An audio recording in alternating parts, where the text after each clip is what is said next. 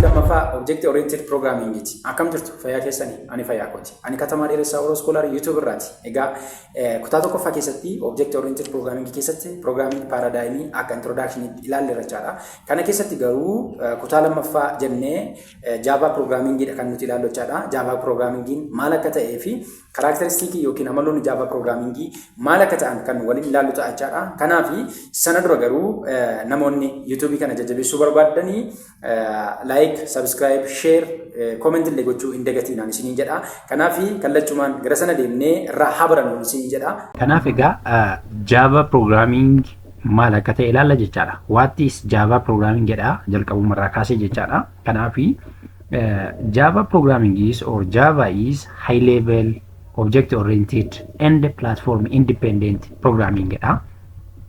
Kana jechuun Java is high level gaafa jennu high level programming language dha jechaadha.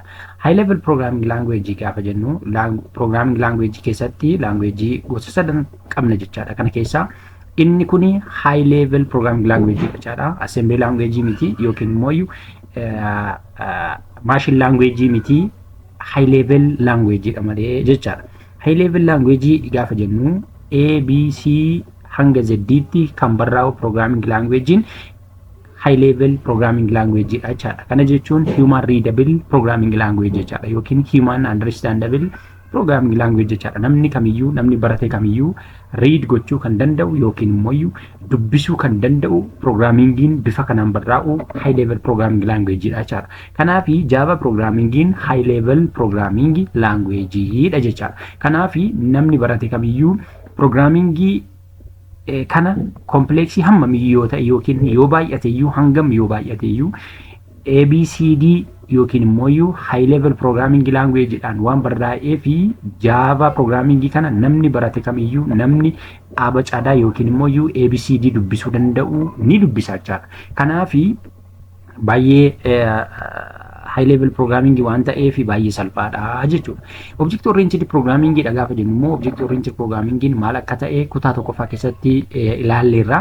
Kutaa tokkoffaa keessatti object oriented programming object based dha jennee yookiin immoo object oriented dha jennee ilaallee turre. Kanaafi Java programming is object oriented dha yookiin immoo it follows object oriented programming principle kan akka encapsulation kan akka polymorphism kan akka inheritance kan akka encapsulation kan akka abstraction wantoota kana kan hordofudha jechuudha Java programming. Kan biraamoo platform independent programming language dha jechuudha. Kana jechuun it's not specific to operating system jechuudha. Kana jechuun operating system tokko irratti kan hirkatu yookiin immoo platform tokko irratti kan hirkatu miti jechaadha. Platform kamirrattuu run ta'uu kan danda'u Java programming jechuudha. Kan biraani Java programming was developed by Sun Microsystem in 1996 and now owned by Oracle Corporation kan jennu jechuudha. Kana jechuun Java programming jalqabumayyuu kan inni develop ta'e Sun Microsystem dha. Kaampaanii guddaa Ameerikaa keessa jiru bara 1995 kaampaanii Ameerikaa keessa jiru kaampaanii Sun Microsystem jedhamuun kan inni develop ta'e jalqaba jechuudha. Kan inni design ta'e jechuudha namicha Gosling jedhamuunidha.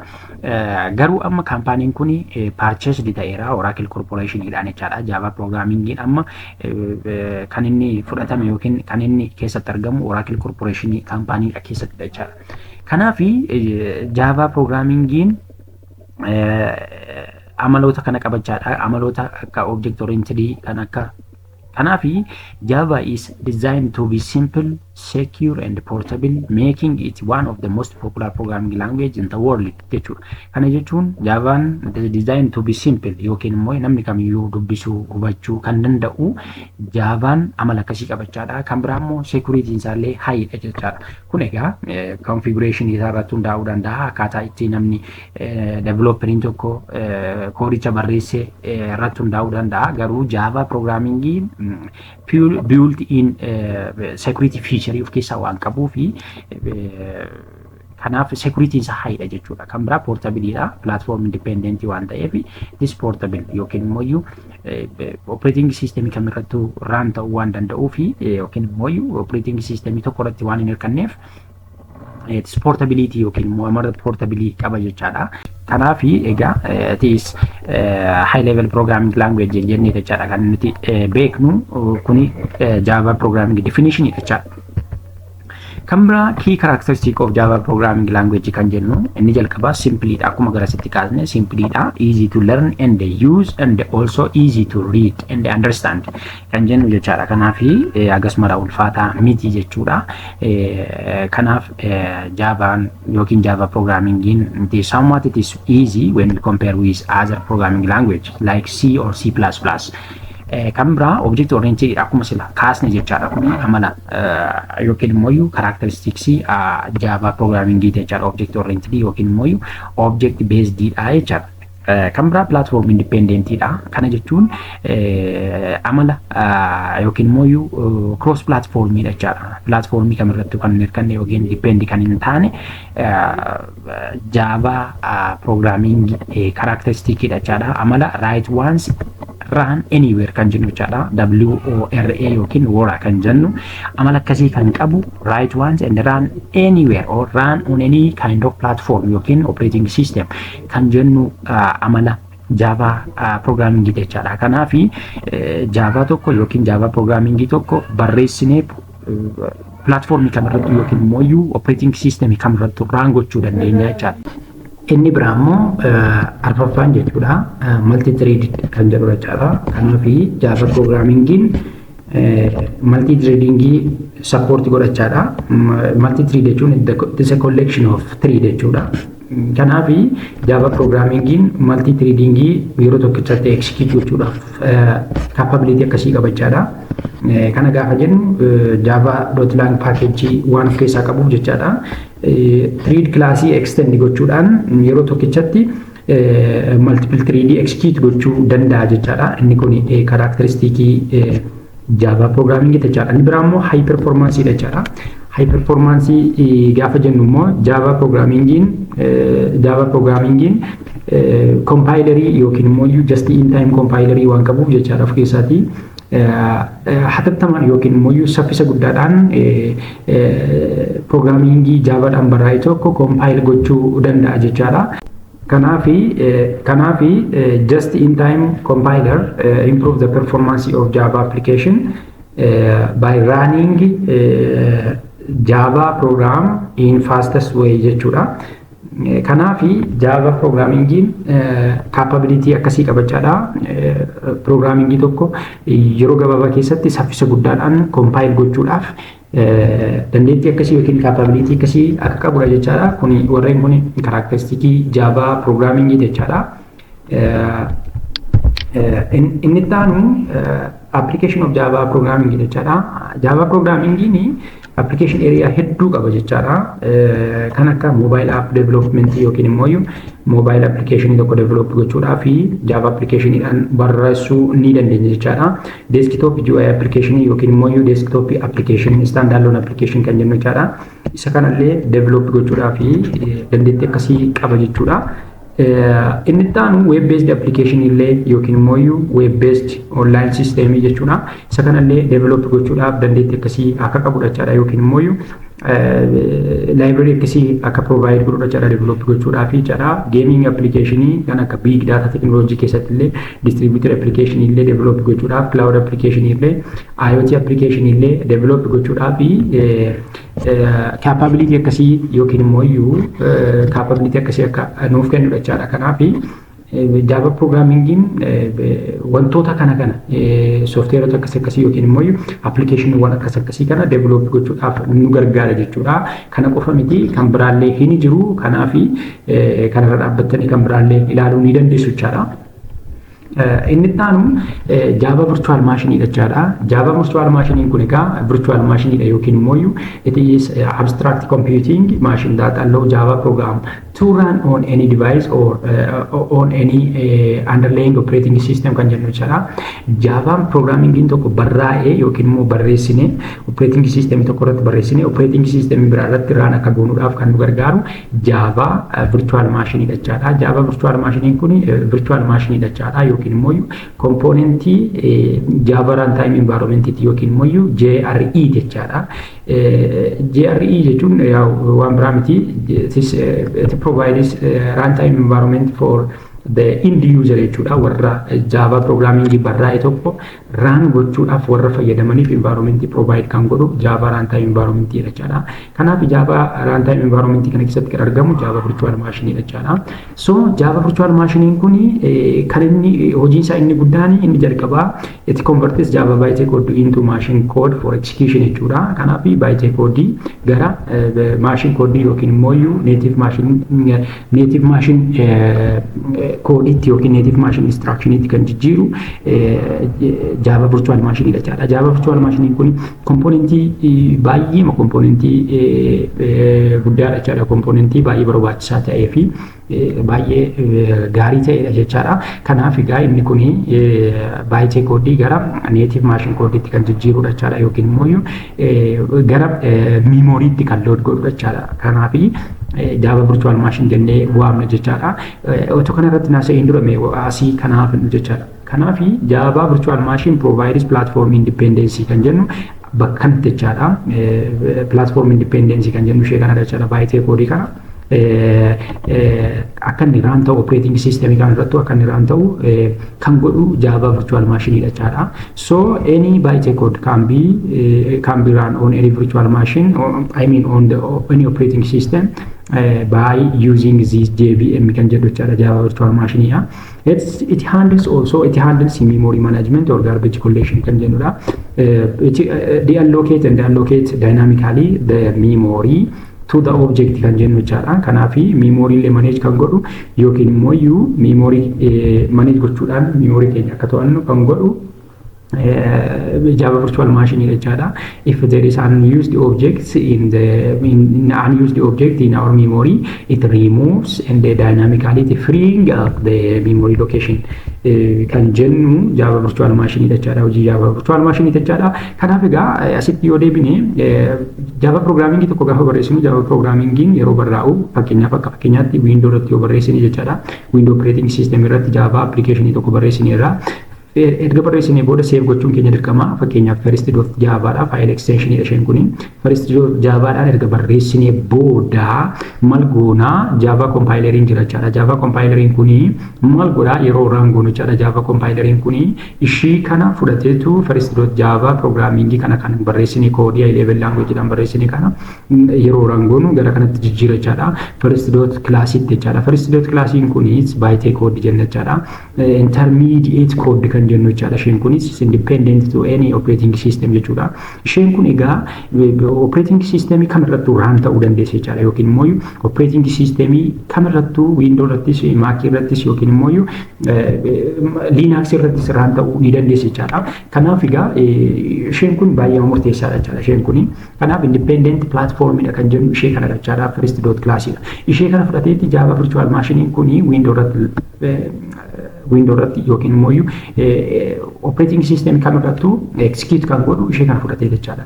Isheen kun egaa jalqaba maal taati? Isheen kun eddee Java compileriidhaan compile taatee booda edde kana fuuni compile goonee booda Java virtual machine kun maal godha? Ishee kana load godha jechaadha. Gara kamitti load godha? Gara memory jechaadha. Kan akka heap, kan akka stack, kan akka method area garaagaraatti load godha jechaadha. Class loaderii fayyadamee jechaadha Java virtual machine kun. Class loaderii garaagaraatu jira jechaadha. Class loaderii kan akka bootstrap class loaderiin jira, extension class loaderiin jira, application class loaderiin jira jechaadha. Edde isaan kana fayyadamee gara memorytti yookiin immoo gara Java virtual machine memory load godhee booda maal godha? Isa booda verification jira yookiin immoo bytecode isheen kun jechaadha. Bytecode verifier jirti jechaadha. Bytecode verifier kun maal gooti? Isa kana verify gooti jechaadha. First.class kana jechaadha. Java class kana load ta'ee booda verify gooti jechaadha. Bytecode verifier kun maal verify gooti? Koodiin sun koodii sirriidha moo koodii sirrii miti yookiin immoo first.class classiin kuni sirriidha moo sirrii miti jettee check goote jechaadha. Kana jechuun tarii yeroo tokko invalid operation jiraachuu danda'a, memory access violation garaagaraa jiraachuu danda'a, wantoonni garaagaraa jiraachuu danda'u. Isaan kana edda check ta'ee booda maal ta'a sana booda kana booda maal taati first dot class yookiin byte coding kuni execution engine kan jedhamu jira jechaadha. Warra sila compiler jenne sana jechaadha. Isaan sun execute godhu jechaadha. Keessumaati the fastest one is the Java, I mean the just in time compiler jira jechaadha. Compiler just in time compiler kuni byte kana maal godha compile godha jechaadha. Compile godha gara kamitti compile godha gara the underlying operating system itti yookiin immoo window dhaaf barbaanne yoo ta'e gara window operating system itti, Mac dha yoo ta'e immoo gara Mac operating system itti, Linux operating system dha yoo ta'e immoo gara Linux operating system itti convert godha jechuudha. Kanaaf egaa asitti Java virtual machine maal keessatti argama jenneerra kam keessatti argama jenne Java runtime environment keessatti argama jechaadha. Java runtime environment it provides environment for the end user who executes or who wants to execute or run Java programming jechuudha or written Java programming jechaadha. Egaa Java runtime environment library garaagaraati kan inni provide godhu jechaadha. Dabalata Java virtual machine itti dabalatee kan biraarree kan akka library garaagaraa yookiin immoo kan akka core library kan jennu kan akka java.lang, kan akka java.util, kan akka java dot input output kan biraarree library wan garaagaraale provide ni godhachaadha yookiin component akkasii irratti keessa qabachaadha. Kana qofaallee miti kan akka supporting file yookiin immoo configuration file garaagaraa resource garaagaraa of keessaa qabachaadha. Kanaaf Java virtual machine kan jennu component Java runtime environment jechaadha. Kanaaf Java virtual machine kun any kind of abstract machine or computing machine that enable byte code to run on any kind of operating system kan jennu jechaadha. Kanaaf ishee kana dhalachaadha load godheetu gara maashiniitti gara memory yookiin virtual machine memory itti load godhee isa booda execute kan godhu jechaadha. Java virtual machine jechaadha. Java virtual machine kun it is specific to any kind of operating system or it's specific to some kind of operating system kan jennu jechaadha. Garuu isheen kun independent inni kun garuu dependent dha. Dependent to window, dependent to Mac operating system. That means window operating system, Mac operating system have their own implemented Java virtual machine kan jennu jechaadha. Garuu inni kun it is not dependent on any specific or to specific operating system. Kanaaf kamirrattu hin hirkatu jechaadha. Kanaaf inni kun JVM dha jechaadha. Inni taanu setting up the Java environment kan jennu jechaadha. Maaltu nu barbaachisa yookiin immoo Java programming tokko barreessuudhaaf maaltu nu barbaachisa kan jedhu jechaadha. Inni jalqabaa kan nu barbaachisu JDK dha. JDK yookiin Java development kit dha. Especially for the developer this one is very important kan jennu jechaadha. Java tokko develop gochuudhaaf JDK baay'ee murteessaadha jechaadha. JDK kun kan inni provide godhu development environment jecha development environment dha.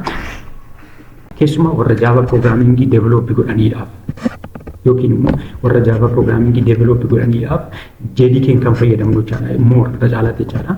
Garuu JDK Java runtime environment kana waan of keessaa qabuuf akkuma koodii barreessaa deemnu debug illee gochuu dandeenya yookiin immoo runs gochuu dandeenya jechaadha. Kanaaf JDK kuni Java runtime environment of keessaa qaba jechaadha. Kana qofaa miti debuggerii yookiin immoo Java debuggerii of keessaa qaba, compilerii of keessaa ni qabaata jechaadha. Kanaaf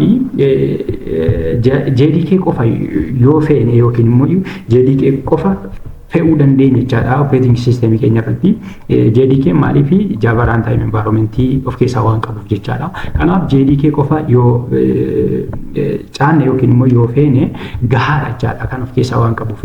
Kanaaf JDK Java development kit dha. Java development kit especially that used for the developer.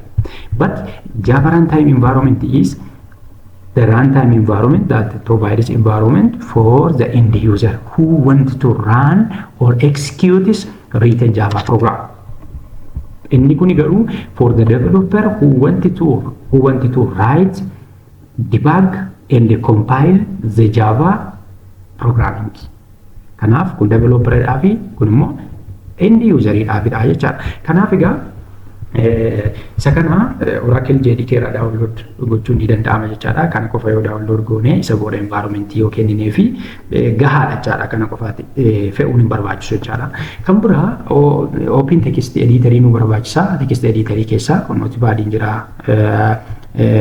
visual code jira yookiin VS code jechaadha. Eclipse jira. Eclipse ID jechaadha. IntelliJ ID jira. NetBeans ID jira. ID jira. Wantoota kana fayyadamna jechaadha. Keessumaa IntelliJ ID kun baay'ee barbaachisaadha jechaadha. Kanaafi akkatatti feenu yookiin akkatatti operating system keenya irratti feenu kutaa biraadhaan isiniif qopheessa jechaadha. Kanaafi kuni Java programming conceptidha jechaadha. Kana fakkaata.